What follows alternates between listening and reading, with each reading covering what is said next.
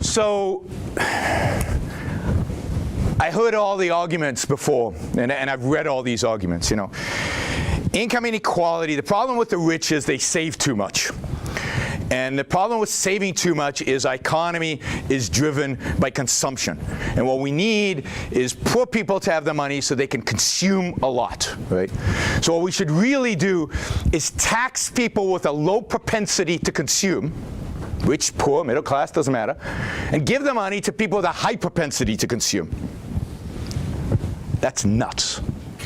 And it's economically upside down completely. Economies are not driven by consumption. Economies are not driven by consumption. Sorry, Keynes. Consumption is driven by production. How do you consume? How do you consume? Where do you get the money to consume from? Where do you get the money to consume? From working, from producing. You can't consume until we produced. What do you consume? Stuff that's being produced. The primary in economics, the thing we should be obsessed about, concerned about, is production. How many of you have a problem consuming? Nobody has a problem consuming if you've got money in your pockets, if you have a secure future, if you have a good job, if you know what's going to happen in the future. The problem in this country is not underconsumption. That would be a new phenomenon for Americans, to underconsume. The problem in this country is lack of saving. The problem in this country is uncertainty about the future. The problem in this country is no good jobs for many people, the lack of good jobs and good income and a secure future. Right? It's not that we don't consume enough. Right? You don't want to tax. I mean, if you really completely thought about this from an economic perspective, you would tax consumption. You wouldn't tax work. You wouldn't tax production. Production is what drives the economy. Investment, right? Those rich guys, they save, right? How horrible is that? Now, what is saving? Saving is not putting the money in the mattress. Saving is, if it's in the bank, what does the bank do with it? Lends it out to whom? Either to people trying to buy a home or to people starting to try build a business. That the money's working. It's not sitting in a closet. Now, we'll talk about today's economy, which is a bizarre economy because of what the Fed is doing, but in a normal economy, right? And then what is investment?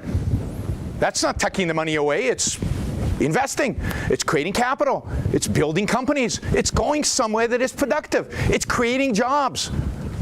The way you create jobs is by increasing saving. The way you create jobs is by increasing investment. One of the things that we look at Asia and say, oh, look at their success. One of the things we attribute the success to is what? Their high savings rate, which allows them to have capital so they can grow and expand their economies. And for years, people have been bemoaning the low saving rate in the United States, which is restricting long-term economic growth. And now suddenly, no, the problem is not low saving rates. It's not we're not consuming enough. I mean, this is upside-down economics. It's simply wrong. And it doesn't make any sense. And by the way, Keynes, who came up with this theory, his solution was not to tax the rich, because he understood about investment. His solution was big government stimuluses and very loose monetary policy. Exactly what we've been doing for the last 6 years with the slowest, most meager economic recovery pretty much in American history. Right? So, but nobody, I believe, serious in economics, argues that taxing the rich produces economic growth. That's just not economically viable. You're taxing your future. Future of any country is its savings, its investments, right? And you're taxing work. You're taxing production. You want incredibly productive people to do what? Work more or work less? Work more. If you tax something, do you get more of it or less of it? Less of it. Think sin taxes. Why do we have sin taxes? To get less of something, right? So if you tax work, do you get more of it or less of it?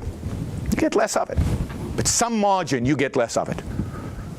So what we really want, if you really want, well, I don't want to reduce economic inequality, but if you really want economic progress, What you want is lower taxes, less government intervention, and let inequality fall where it may.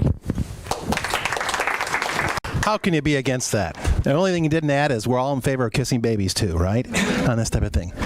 Let me first talk a little bit about how we think of, when we talk about inequality. There are different ways of thinking about it other than just how much income you have or how much wealth you have.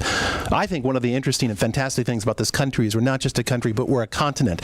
The diversity of this country in terms of trying to build a common community, it's an amazing achievement. I think they asked Bismarck at the end of the 19th century what was the greatest achievement of the century, and he spun the globe around and pointed and said they all speak English, or most of them at least, on this type of thing, to build a sense of what is common about us. But as you go around the geography of this country, the issues about inequality can be quite different. You know what? I'd like to have a discussion and debate about how we allocate water, and I'd like it to start over in California and Nevada.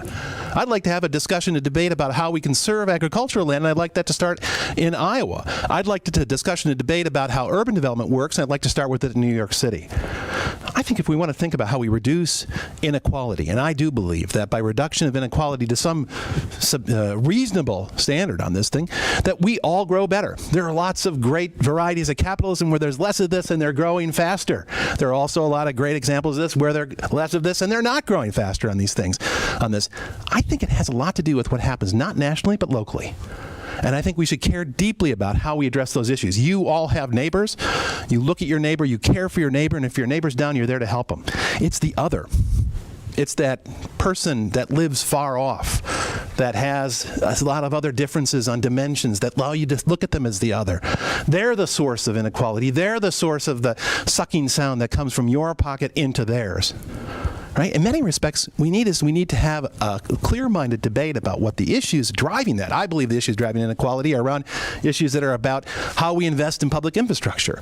I think we all do best when we invest together, right? Whether it's for common defense or for common transportation or health care and education for that. I also believe that that has a substantial element which has been lacking, a local element for that. I don't mean that, that in Minnesota we should decide how wide the interstate highway is and Iowa may decide to do it differently. I don't mean that, but there are so many other different ways by which we think about and try to address inequality that are tailored to our own particulars, our own situation, urban or rural, white or black, rich or poor on this thing. When we make the issues of inequality nearer to us, in front of us, when they are our neighbors rather than the other, we address them because we're Americans, we're the most generous people in the world. We're ultimately the most generous people in the world. And that's not just about us. That's about the rest of the developing world, too. The world that's been, freed from the bonds of totalitarianism of the left and the right in the last 25 years. They're discovering these things, too, and they need the guidance from us. They need the guidance that says one size does not fit all. The old Washington consensus of privatize, democratize, and liberalize, and we're going to do it here from the World Bank or the IMF, and you better follow that.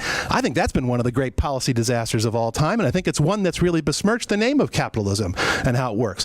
We've got to let others figure out what their variations will be on that. We've got to let this be a community that comes together. And if you opt out of it because you've done so well, you have maybe an incentive to make sure that community doesn't meet. You need to be a part of it. We need to start at the top, work down at the bottom, and build this all up together.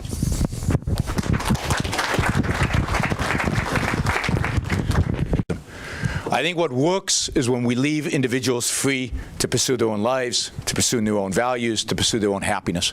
Countries that do this, and to the extent that they do this, thrive. Countries that don't, and to the extent that they don't, demise, destructive. It is ultimately about individual choice, individual freedom. And the whole inequality debate, in my view, is structured to obstruct individual freedom, to restrict our ability to make choices for ourselves in the name of somebody deciding what's the right allocation of wealth. Because we haven't even talked about what's the right level of inequality. Does anybody know here? What Gini coefficient is a good one? Right? Nobody ever wants to answer that question. I've debated many people in inequality. Nobody ever wants to actually tell me when is enough. What's the right level? Because there is no right level.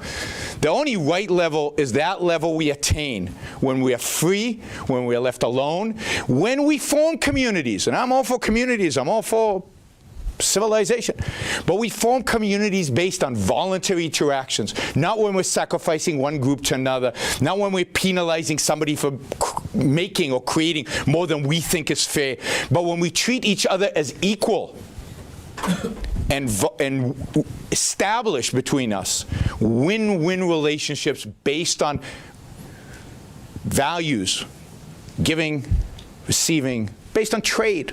In my view, trade is the fundamental virtue of human interaction.